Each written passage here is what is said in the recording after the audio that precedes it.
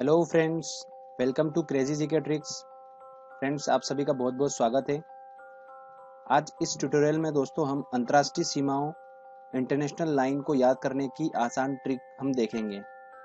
दो देशों के बीच में जो लाइन है उस लाइन का नाम जनरली एग्जाम में पूछा जाता है। तो दोस्तों काफ़ी कंफ्यूजन होता है कि किस तरीके से हम उनको याद रखें। तो आप ट्रिक के माध्यम से उसको याद रख सकते हैं और आसान ट्रिक बनाई है, बिल्कुल स्टोरी वाइज। इस ट्रिक को भी याद करने की जरूरत नहीं होगी, बस एक बार ये वीडियो देखना होगा आपको और आसानी से आपको वो याद हो जाएगा। तो फ्रेंड्स, चलिए हम स्टार्ट करते हैं और देखते हैं कि किस तरीके से हम उसको याद रख सकते हैं। पहला आता है दोस्तों, यूएसए और कनाडा के बीच की लाइन जो है इंटरनेशनल लाइन, उसका नाम क्या है। तो दोस्तों यूएसए का हमने लिया यू और कनाडा का हमने लिया सी। अब जस्ट सिंपल लाइन खींचना है तो मैंने जस्ट सिंपल लाइन खींच दी, जैसे कि ये लाइन खींच दी। तो दोस्तों 49वीं समांतर रेखा जो है वो यूएसए और कनाडा के बीच में है। ठीक है फ्रेंड्स, तो आप इसको आसानी से याद रख सकते हो। यू और सी से मिलकर हमारा 49 बन गया। ठीक है, कैसे बना आप उसकी प्रैक्टिस कर लीजिएगा, आप उसको आसानी से याद रख सकते हो। चलिए अगला देखते हैं।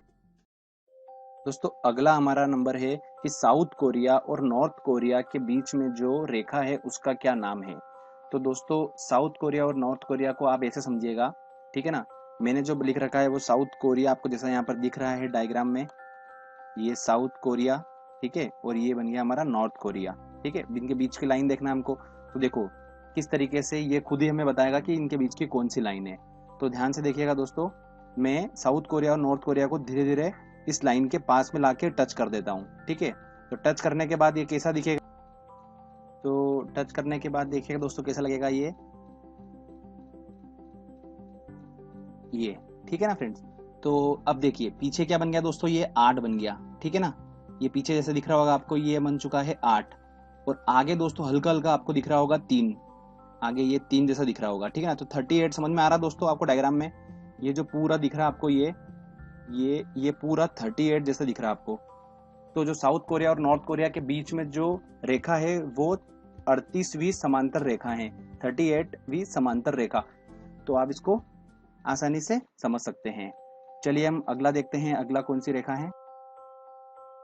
अब पूछा जाता है कि भारत और चाइना के बीच में जो रेखा है उसका नाम क्या है।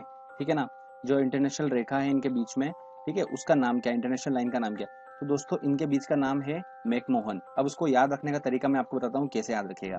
भारत और चीन के बीच में जो लाइन है दोस्तों, वो बहुत ही ज्यादा पतली लाइन है, बिल्कुल में है लाइन वो। ठीक है ना, मिलीमीटर में लाइन है वो, बिल्कुल पतली लाइन है। सबसे ज्यादा पतली लाइन भारत और चाइना के बीच में है, में है।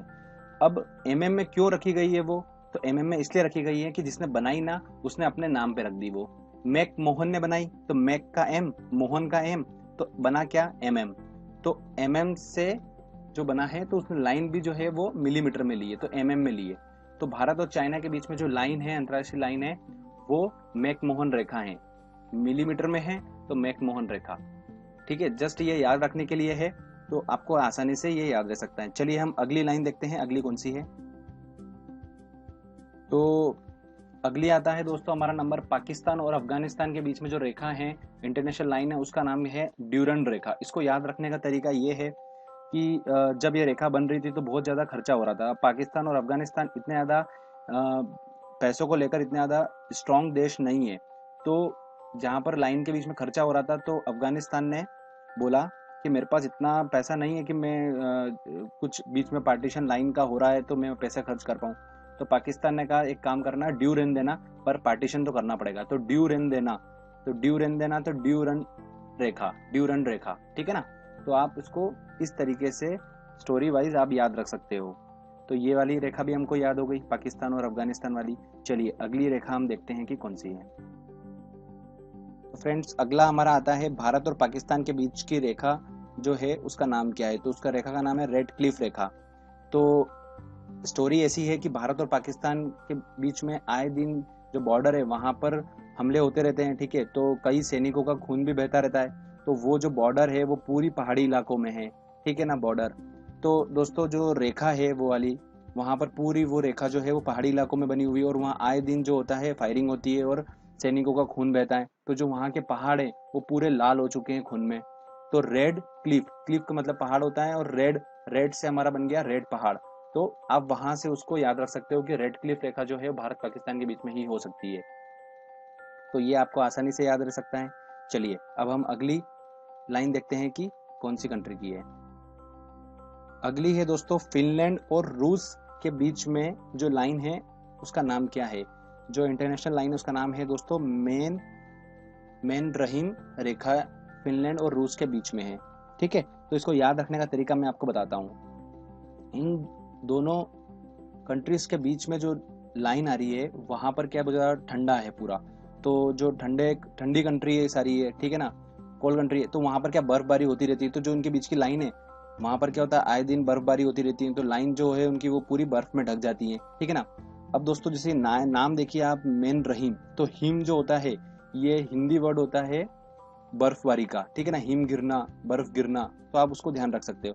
तो स्टोरी ये है कि यहाँ आसपास जो लाइन के आसपास जो लोग काम करते हैं, बार बार वहां पर लाइन से जो बर्फ हटाते हैं, तो वो इतना ज्यादा फ्रस्ट्रेट हो चुके हैं, बार बार बोलते हैं कि फिर हिम आ गई, अरे यार फिर हिम आ गई, मतलब फिर बर्फ आ गई, फिर हिम आ गई। तो इससे आप ऐसे देखिए कि फिर से हमारा बना, फी से हमारा फिनलैंड, र से बना हमारा रूस, और हिम से बना हमारा जो रेखा का नाम है हिम रेखा, मैन रहीम रेखा। ठीक है ना। तो इस तरीके से आप वो आसानी से उसको याद रख सकते हो कि फिनलैंड और रूस के बीच में जो रेखा है वो हिम रेखा है, मैन रहीम रेखा है। तो फिर हिम आ गई, ये इसकी ट्रिक है। तो इससे आप आसानी से इसको याद रख सकते हो। चलिए आगे हम देखते हैं। अब दोस्तों अगला आता है हमारा, एक पूछा जाता है कि जर्मनी और पोलैंड के बीच में जो इंटरनेशनल लाइन है उसका नाम क्या है, और जर्मनी और फ्रांस के बीच में जो इंटरनेशनल लाइन है उसका नाम क्या है। ठीक है ना। तो इसको याद रखने का तरीका बहुत ही शानदार है, आप ध्यान से समझिएगा इसको।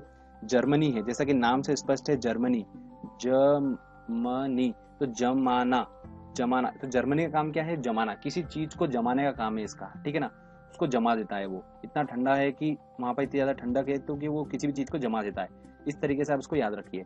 तो अब पोलैंड है, पोलैंड के नाम से क्या स्पष्ट हो रहा है, जो वहां पर पोल होंगे। ठीक है ना। और फ्रांस के नाम से क्या समझ में आ रहा है, फ्रांस मतलब फायरिंग करने का काम हो रहा है। तो फ्रांस जो है वो फायरिंग करता रहता है। ठीक है ना, बैठे बैठे। तो जर्मनी का काम है जमाने का। तो इधर क्या हुआ, इनकी जो इंटरनेशनल लाइन आ रही थी और वहां पर पोलैंड के बहुत सारे पोल आ रहे थे, तो जर्मनी ने सारे पोल को जमा दिए, जमाने का काम था इसका। तो पोल जम गए लाइन के बीच में, तो उन्होंने बोला कि यार जब पोल जम ही गए तो इनको रखने का क्या मतलब है पोल को, तो सारे को हिडन कर दो। तो सारे पोल जो है वो हिडन कर दिए, इसलिए उनके बीच की जो वहाँ लाइन थी उस लाइन के सारे पोल हिडन कर दिए, इसलिए लाइन का नाम क्या पड़ गया, हिडन बर्ग रेखा। ठीक है, जस्ट याद करने के लिए। और अगला हम देखते हैं कि फ्रांस जो है उधर से फायरिंग करता था। अब ये फायरिंग करता था तो ये कौन सी गोली यूज करता था, मैग्नेट की गोली यूज करता था। ठीक है ना, तो मैग्नेट की गोली यूज करता था और जर्मनी की तरफ फायरिंग करता था बैठे बैठे।